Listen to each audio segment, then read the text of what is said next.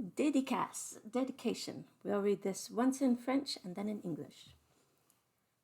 Au poète impeccable, au parfait magicien est lettre française. À mon très cher et très vénéré maître et ami, Théophile Gautier, avec les sentiments de la plus profonde humilité, je dédie ces fleurs maladives.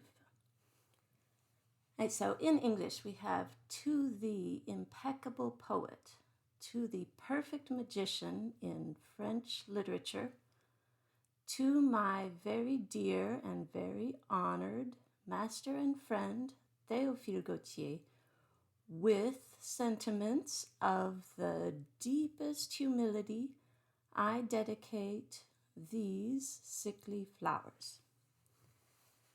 So good news for Anglophones learning French. Of course, you know to be aware of vocabulary false friends, but there are in French many, many, many more true friends, thanks to the long and interesting history of sharing between the two languages.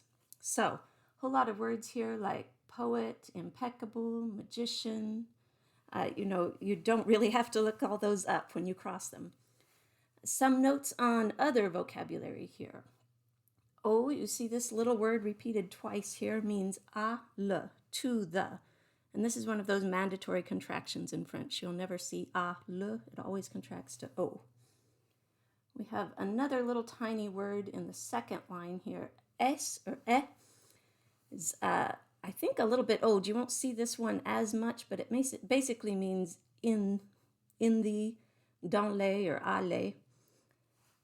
Down to the third line, vénérer. We have the word venerate in English too. English and French both took it from the Latin venerare, where its kind of religious connotations go all the way back to Venus here. You see the root. And it means to honor, so this would be my honored friend. This last line I really like, and it's a good example of why it's much better to read the original than to read a translation. So if you have the option, and I'm glad you're going for it. This word maladive is the adjective. Maladif in masculine as an IF at the end here, in the feminine plural to modify flowers. It's IVES at the end. It means sickly, literally maladif, sickly, unwell.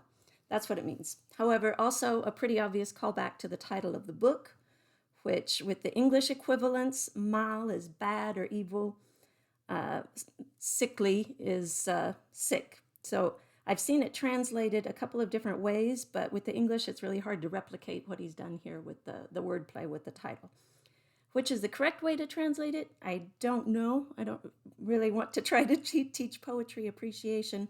Rather, just to give you some grammar and vocabulary help so that you, as a student learning French, can appreciate the poetry on your own.